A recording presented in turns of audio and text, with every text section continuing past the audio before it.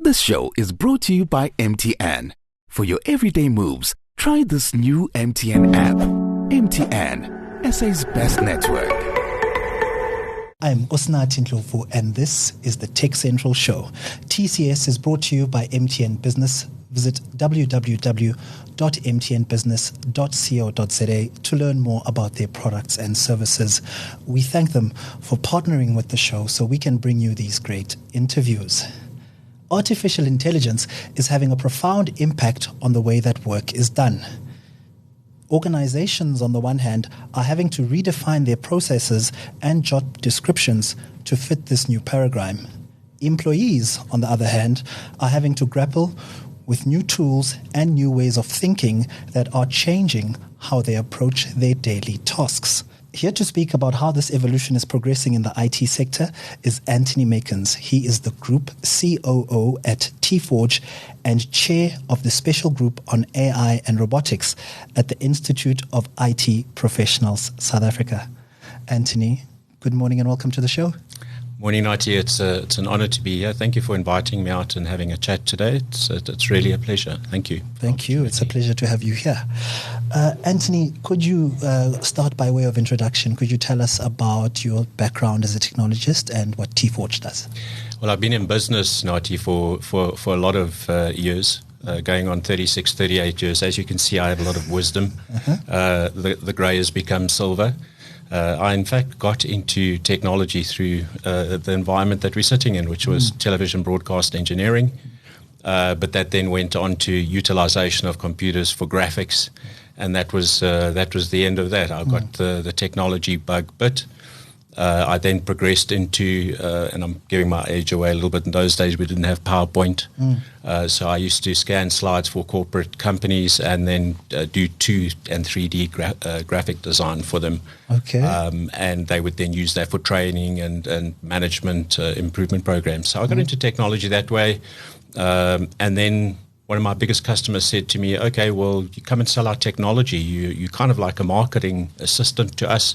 Come and sell our technology, and jumped in the deep end, selling ERP systems, knowing nothing, armed with a whole lot of brochures, but was very, very successful in that, and got into, if you have a look at my LinkedIn profile, you'll see that I was a sales director for many, many, many years, Yes. Representing American software companies. Mostly in the industrial space. I moved across most segments. I've been in the commodities trade, in the manufacturing industries, FMCG, automotive. So I've got a very varied background in terms of technology, but predominantly software. So in those days it was software. Then I got into telecommunications via what was then Neotel and Liquid. I was an operations director for Westcon for 7 or 8 years. Okay. So I got into the telco space that way, and then ended up at TForge as a shareholder, leading some amazing, innovative people there. The company itself started 12 years ago in the telephony industry for contact centers. Okay. And they are now market leaders in that space. The technology that we provide to contact centers, we still do, but that's evolved. And it's evolved in a way that we started out with the telephone call. Well, now it's not just a telephone call. Now it's WhatsApp. Now it's social media. So the omni-channel principle then started pervading the industry. Yes. So we obviously provided technology for that. And it goes without saying that conversational AI was the next step. Of course. Okay, so these days it's not around having a telephone call or a conversation. It's having the most impactful and effective intelligent interaction. Bit of a thing to get around your tongue, but it essentially just means that the way we communicate is different to the different generational elements. If you're speaking to a 22-year-old or 23-year-old, they'll be on the WhatsApp. Yes. They're not necessarily going to take a phone call. So we provide technology that looks to all of those spaces. And with the advent of some really, really good voice technology, we now have the great honor of representing Core.ai, which is one of the biggest AI enterprise platforms in the world. And then we also do development of our own artificial intelligence technology, predominantly in the contact center space, because we are experts in having conversations. Yes. And so enterprises therefore come out and have a look at our technology. So, yes. So we're going to deep dive, obviously, into how artificial intelligence is then having an impact on the skills profile in the workplace. But you also chair the special group on AI and robotics at the Institute of IT Professionals, South Africa. Could you tell us about that role and what that entails? Yes. So I have also a great honor of chairing that special interest group. And we have a couple of pillars that we see ourselves as the institute to do, and one of them is education. We're going to be talking a lot about that today. Of course. So I'll pass that over and we'll speak a little bit more. But also influencing not only society, but also the organizations around ethical use of artificial intelligence and robotics. We are looking to help and lead government in terms of moving on our regulation that we don't have around artificial intelligence right now. Yes. And if there are any of our esteemed colleagues listening to this podcast, I would encourage them to move quicker. Okay. Our business is international. I've just come back from Dubai. We're based in Dubai, headquarters in Dubai. And they have universities that are only for artificial intelligence, machine learning and such, data science and so on. But really, the institute feels that our government needs to move quicker. We don't. We have a 4-page framework. We don't have anything else. We need policy. Yes. We need governance around the ethical use of artificial intelligence. And my concern is that business and society are moving faster than our government around compliance. These things need to be governed. Yes. And that's one of the other pillars, is to try and influence government, help them, assist them, and then engage with other research institutes on artificial intelligence, robotics for that particular purpose. And then also just general awareness. Most people out there today, if you ask them what is artificial intelligence, they'll tell you that it's ChatGPT, or they'll tell you that it's Gemini and so on. But artificial intelligence is so much more than just that, and it has many, many, many elements to it. So we'll get into. So in principle, those are the 3 major things that we focus on. We get asked to come and talk talk the world of artificial intelligence, which is really awesome. And that's part and parcel of awareness, and then also education, which we'll talk about. All right. So let's get to the core of today's conversation. We want to talk about how artificial intelligence is impacting skills in the workplace. Speaking broadly, what are the trends that you're seeing emerge? Well, it depends on who and what you read. You have some people are telling you that the world's going to end in 2 years. All right, you have that. You have a lot of layoffs, particularly in the technology industry. You're seeing that. But I don't see it that the workforce is necessarily shrinking. It's transforming. If you have a look at any technology that was really revolutionary in any part of our history, what you will find is that the technology didn't make people obsolete. Yes. But people use the technology to be more efficient, more cost effective, etc. So I actually see that. So the IT workforce is not shrinking; it's transforming. It's changing.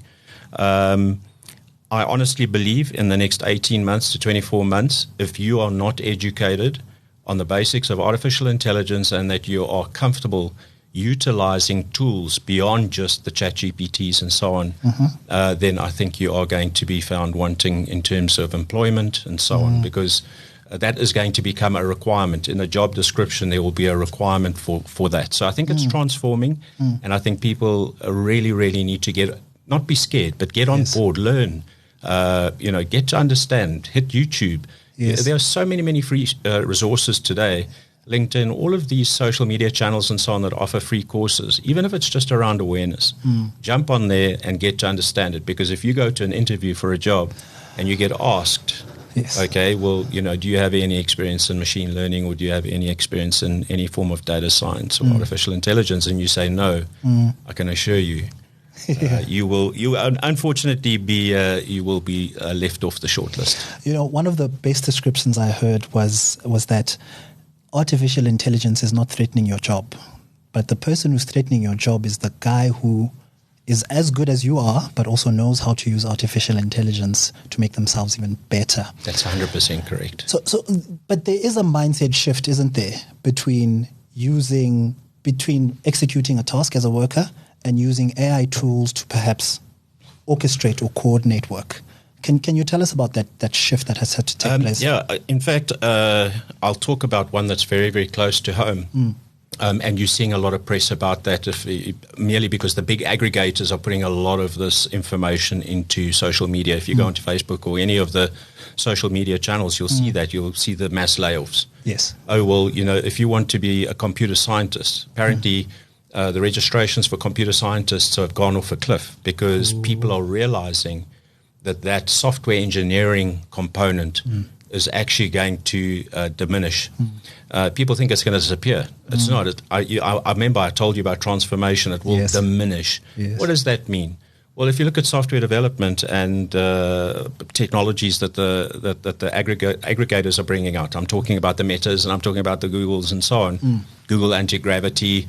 These are kind of technologies where you, Nati, can actually go, as long as you can write a page of text and you can articulate in a clear, concise form, you can actually develop an app today without having any coding skill. All right, so software development is evolving into an AI-assisted world. Yes, there's still a place for data scientists. There's still a place for solution engineers and solution architects because there are underlying elements that you should understand around information technology environments and architectures and all these kind of things. I don't think that's ever going to go away. A person will still have the creative thought process around understanding what the needs are and then developing them. So the software development environment is being massively transformed. I'm not sure if you've heard of technology called IDEs. Yes. So an IDE, a good example of that would be Cursor. Or lately, you're hearing a lot about Claude Code. Yes. So these are technologies that in the actual code environment are assisting with checking the code, making sure that it's at a certain level, developing out something that you don't know how to develop out, or solving very complex problems. A lot of code is around algorithms and so on. Yes. So these IDEs help people that would be developers that are not full stack developers. You hear this word full stack, right? Back end, front end, integration in the middle, UX. Know everything, essentially. kind of like being able to develop just a bit, top to bottom in terms of an application. Yes. And these individuals now are being assisted. You do not have to be a full stack developer anymore if you have an IDE that's helping you. Yes. So it's evolving, it's transforming. That's basically what's happening right now. All right. Are there drawbacks? Because, for example, with the vibe coding example that you give, they say, well, developers are becoming super productive. Correct. But what's happening at the same time is that they're not engaging, for example, with code as deeply as they might previously. At the junior level, it might mean that they're not getting the same level of training or expertise that they would. And this might cause... I spoke to one developer who said, we have a concern that because we're not going to develop as many juniors now through the pipeline, 10, 15 years from now, when the seniors retire, there's going to be a cognitive gap. I would totally agree with that. There is this interesting word that has been termed in artificial intelligence called hallucinations, right? And that simply means that if a model doesn't know what to do, it actually generates creatively something that it thinks is correct. And the same principle applies to code, right? So that hallucinatory principle around vibe coders and so on, I would suggest the quality of software and applications that are being developed don't have the robustness. And that then talks to safety concerns, which then talks to ethical concerns, which then talks to all of the kind of things that artificial intelligence brings that is negative. So I definitely agree with that. There should always be a fine balance. I think the way that the team is comprised will change. So, your typical development team, the makeup of that team is going to be different today. It's going to be less people because they're obviously more productive. Yes. But you're still going to have to, you'll still require solution architects. Yes. Because, it's kind of like DevOps in a way, right? It's halfway between development and operations. You need to understand operations to understand what you are now going to develop. Those two worlds meet, right? Yes. Very, very similarly in development teams, you'll have obviously the development lead or executive in charge of development, the solutions architect, and then the actual developers themselves. I think you will tend to find is that you'll have a person that is oversight and less developers that are, I'm not going to say vibe coding, but are using IDEs, yes, and being a lot more productive. Okay. I do see what you're saying being very important, however, because what does concern me a bit is that organizations are not just using IDEs to generate code; they're also using IDEs to test code. Now, that's the QA piece, isn't it? Right. Yes. And human oversight, I always believe, in terms of code reviews and so on, should be in place. And today I see, just practically I'm seeing it, even in our own development teams where, don't worry, I've got 20 agentic developers and it's all automated. Don't worry, it's automated and it's cool and it's fine. Well, how are you testing it? Well, I've got another 10 agentic AIs that are doing the code reviews. Yes. So I think there is a gap there, and I think the human oversight will always be required. It also sounds like reading code is becoming more and more important than writing it. You'll have the tool to write it, but you need that skill to say, okay, I can read, understand, communicate with team members, fix. I have, at the ripe old age of 59, I'm in the last throes of completing my master's in artificial intelligence. Yes. And the last time I coded, giving my age away, was basic code. Oh. ZX Spectrums and Commodore 64s and Amiga 64s and so on. I mean, I've been around the block. When I started out as a teenager, we didn't have web browsers. You had to understand Linux code to be able to get to a website. Yes. So being having the honor of doing a master's in artificial intelligence, one of the things that amazed me is my experience in the past was not to code. I'd done BASIC many years ago, and I talked a little bit about the kind of computers that this ran on, right? BASIC was very basic, okay? But it obviously teaches you the theory and the construct, and it was good for that. But through this master's, I've had to learn to code in Python. Yes. And I've actually found it to be, initially it was quite a daunting task, but now I see so many practical applications in my own job where I can actually use machine learning algorithms and Python and being able to understand the Python that I'm seeing. So if I see Python, I can understand what it is. I can understand the libraries that it's accessing. I can understand the logic that it's going through. I can understand. And I'm not a coder. I'm not a developer. Okay. And once again, I'm going to encourage your listeners and your viewers. You don't need to be a coder to actually go and make yourself literate in this new world. Yes. Really, you don't. And I'm proof of that fact. If a 59-year-old can go learn Python at 59, then anyone can go and learn anything. So I really want to encourage the listeners and the viewers to get out there and do it. So, yes, being able to actually see the code, understand what the code is, at least at a rudimentary level, I think is going to be very, very important moving forward for anyone in the organization. Because at the end of the day, the automation is going to be agentic, or it's going to be automated workflows, or is it, those kind of elements. There's always going to be some code involved at any point in the enterprise business process. So the ability to at least understand at a cursory level in terms of what that code is telling you, I think is important. I mean, are we far enough that we're seeing changes in the way that perhaps job descriptions are being defined? Are we seeing new roles being developed because of this new paradigm? I mentioned it earlier on. In fact, I think that's happening immediately right now.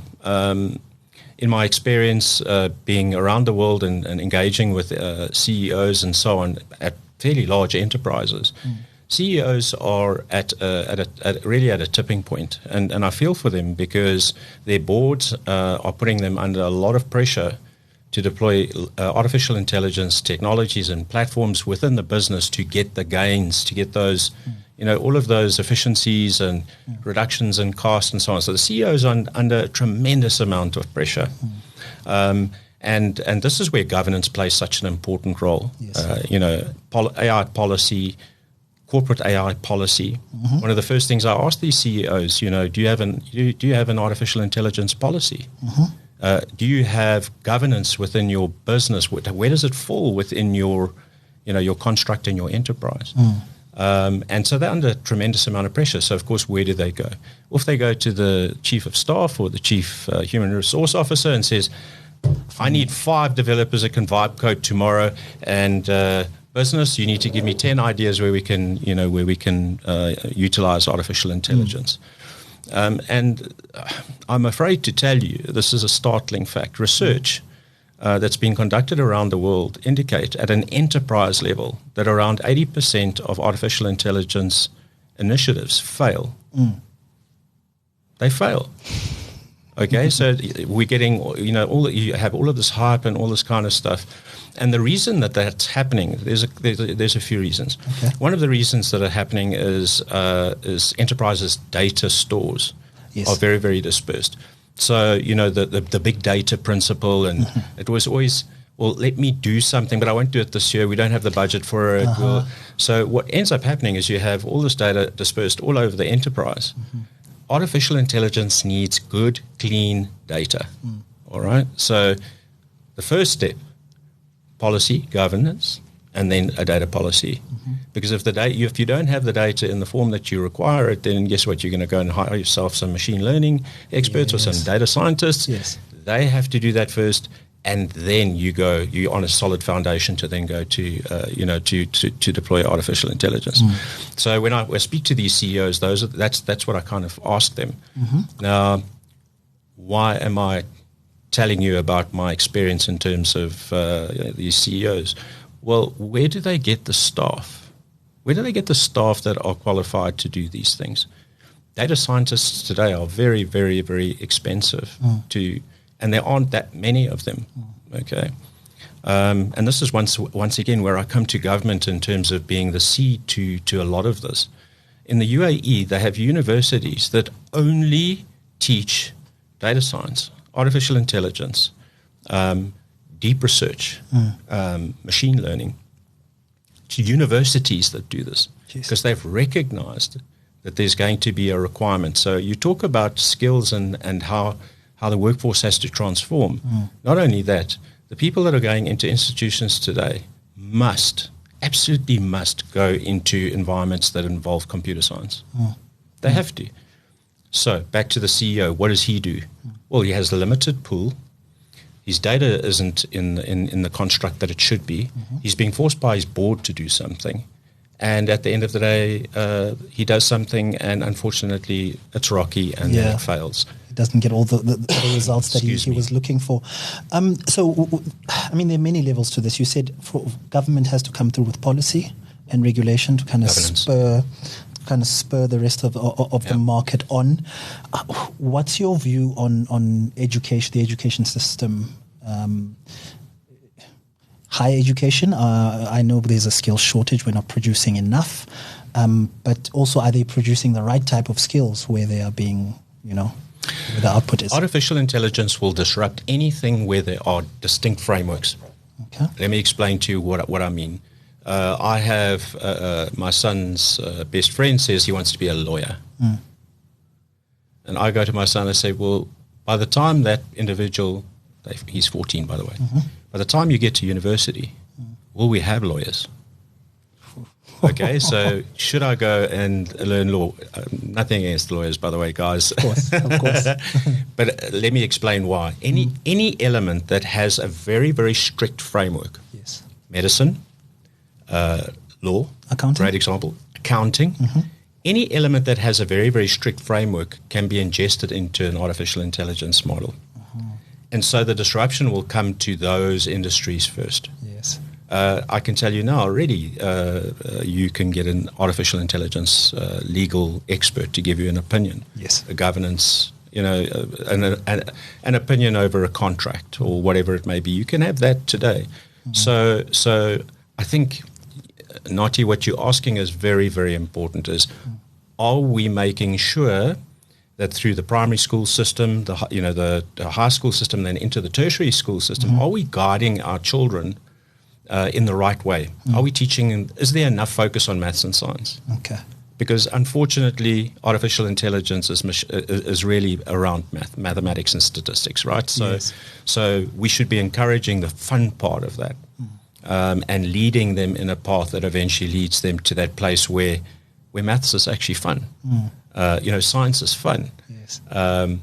My son, 14-year-old, he is in the robotics class. He's just gone into high school now, where they get given tasks, and their own main robot has to then go and do these tasks in the correct order, and they have competitions for it. Yes. And so that kind of grassroots level development, I think, needs to be let's just say helped along and maybe invested in.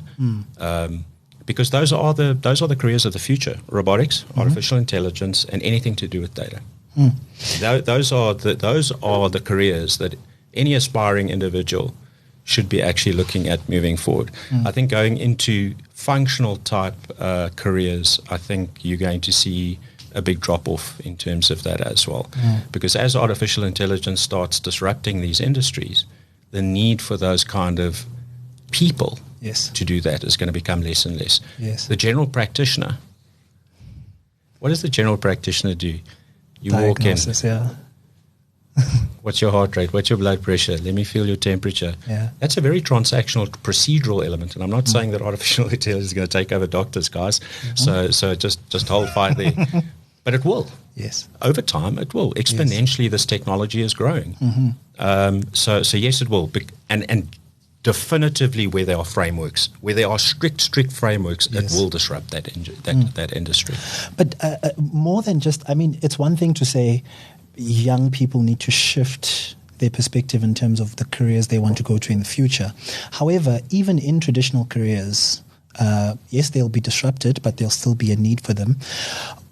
You're still going to need way more data science skills within those. So even though you're not a pure technologist, you're going to engage with technology in some shape or form. 100%. And that also does mean that the education system needs to adapt to that reality. 100%. So let's go, we'll do a test. Go to any tertiary institution teaching law and tell me if there are any modules related to artificial intelligence.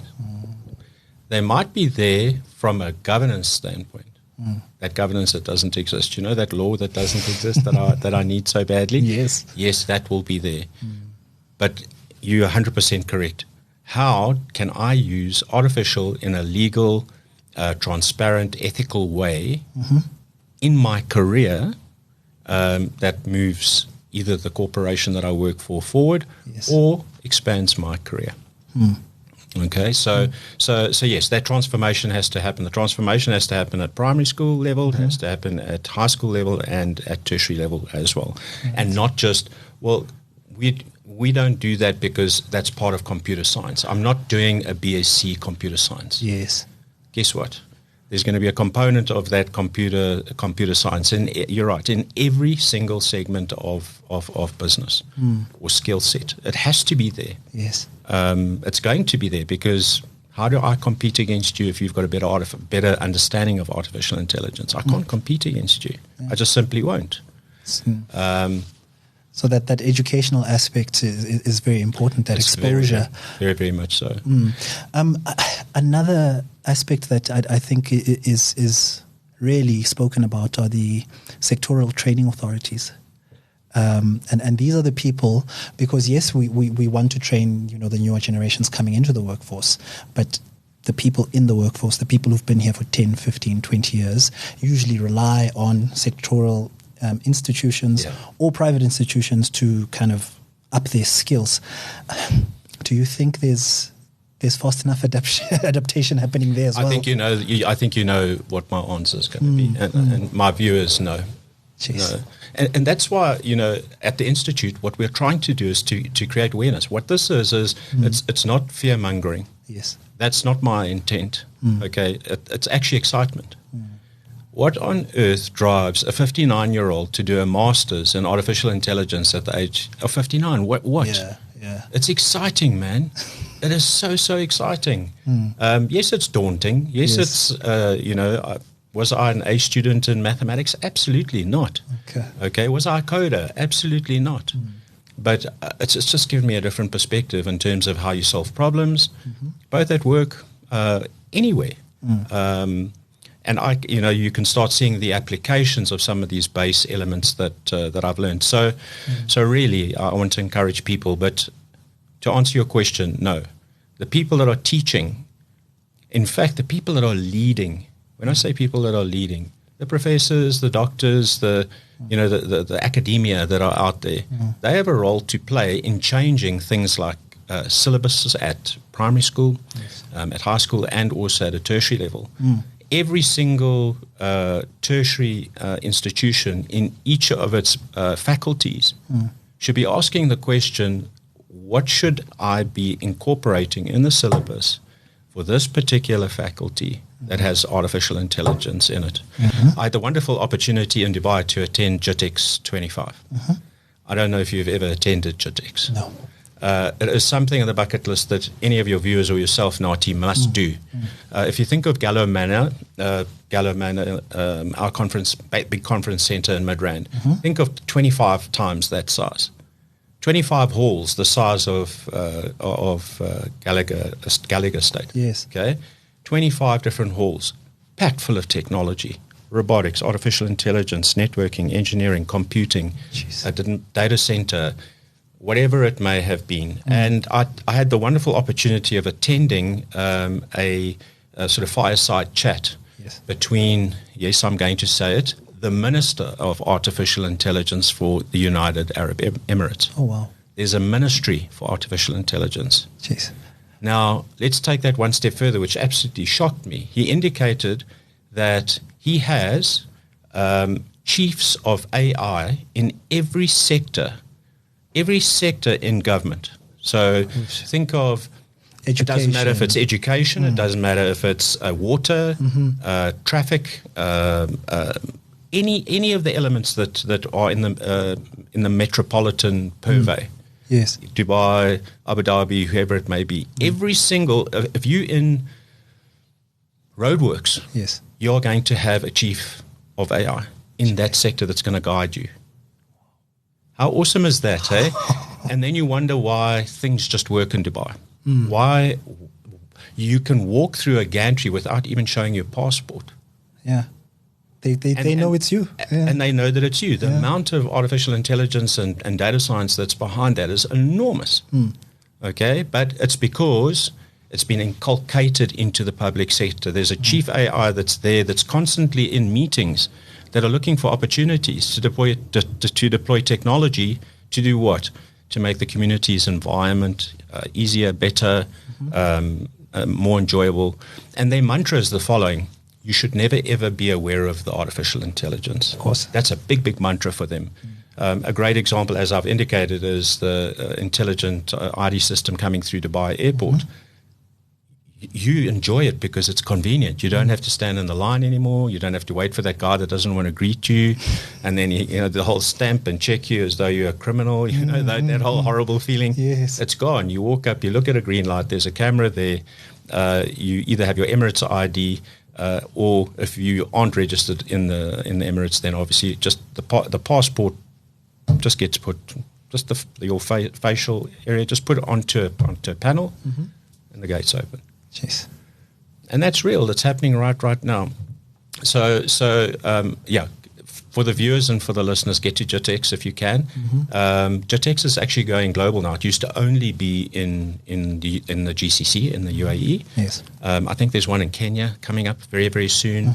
And they're going all over the world. So they're trying to get this technology conference to all parts of the world, and everyone's talking artificial intelligence. Okay. So clearly, the mindset shift in South Africa needs to be a recognition of the importance of this technology and how unavoidable it is actually.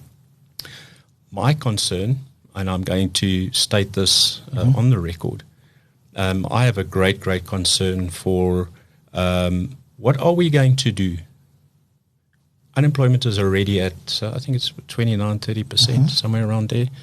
Once these technologies do, in fact, have an impact on workers, how are we going to support the workers that can't get work?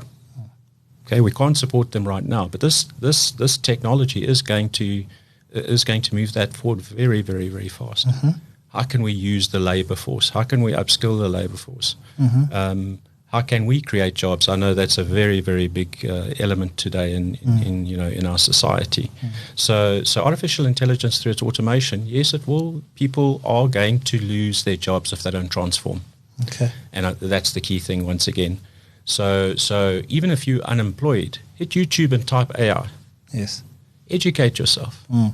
You might be surprised that you bump into someone at some point and you engage with them and you start a conversation and technology comes up and the person looks at you and says, I actually want you in my business. Yes. It's as simple as that. So it doesn't cost anything to educate yourself today. There is so much courseware out there on Facebook, on LinkedIn, on YouTube, any social channel that you would normally be on anyway. Okay, there's so much information out there. Governments in other parts of the country, other parts of the world that have actually taken and embraced this technology are doing amazing things for their communities. For the folk that go to Dubai, you'll feel it. You'll feel it. Why does the train arrive on time? Well, there's data involved in that. Why do the speed displays on the highway change speed limits? Because there's artificial intelligence and cameras that are constantly looking at traffic flow. Yes. Weather conditions change. Speed limit changes. Yes. These things are happening dynamically. This is the kind of technology that's inculcated into. There's obviously been a chief of AI in I think they call it RTL, which is their roads segment, who has now deployed some technology that actually does that, makes it safer for the community. So this is where the true impact of artificial intelligence is coming through. Antony, you did mention that it's not all doom and gloom, right? No. This actually represents an opportunity for the people who do take this seriously and do adapt. What kind of opportunities are there then as an AI-empowered worker in the skills force? I think it's massive. It's absolutely enormous. And I think you talked earlier on about CVs. You have something related to artificial intelligence that you have either an accreditation or you've attended a workshop or whatever, and that CV arrives on the table of the person that's being employed or that's looking to employ someone, and they put the 3 or 4 CVs. I can assure you the one that has any form of artificial intelligence on it will win that job. Because what is, we're living in a capitalist society, right? What is the purpose of artificial intelligence? Efficiency, productivity, lower of cost. In fact, you can invite me back and just talk about that one, which is very, very, you have conflicting views around, is artificial intelligence cheap or not? And in fact, is it actually bringing the business case that enterprises are looking for? That in itself is a conversation that we can have. Yes. Because it's, there are very, very much two views around that, and I can explain some of that. But you have any form of data science, artificial intelligence, machine learning. Yes. Good scores in mathematics, man. To the children, if they are listening. Yes. Be passionate about mathematics. I promise you will see later on in your life that everything relies on mathematics. And so for the mathematics teachers out there, thank you very much. Okay, awesome. Antony, that was some great insights. Thank you so much for your time. It's an absolute pleasure and honor. Thank you very, very much for the invite. I really, really, really appreciate it. If I could just, if you don't mind, just put out a word for the CIOs that are out there, or anyone that's involved in the technical environment in any of the enterprises. Mm-hmm. Please come and look at IITPSA as an institute. Mm-hmm. It's like-minded individuals. We do such great things. Mm-hmm. The memberships are not that expensive. Mm-hmm. So I'm going to encourage people, just hit the website, iitpsa.org. Mm-hmm. Go and have a look there. And I'd love to welcome anyone that is interested in coming and joining us. Excellent. Thank you very, very much, Nati. Thank you. That is Antony Makins. He is the COO of TForge and the chair of the special group of AI and robotics at the Institute of IT Professionals, South Africa.